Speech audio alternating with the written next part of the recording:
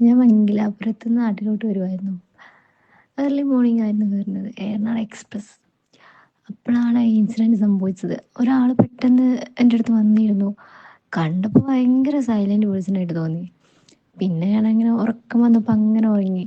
അപ്പോൾ ആൾ എൻ്റെ ജസ്റ്റ് 2-3 വട്ടം ഇങ്ങനെ തട്ടി. അപ്പോൾ എണീറ്റു കൂടെ ആളിങ്ങനെ ബാഡായിട്ട് ഇങ്ങനെ കാണിച്ചും കൊണ്ടിരിക്കേ. എനിക്ക് കണ്ടപ്പോൾ ആകെ ഷോക്കായി. എനിക്ക് പെട്ടെന്ന് റിയാക്ട് ചെയ്യാൻ പറ്റിയില്ല.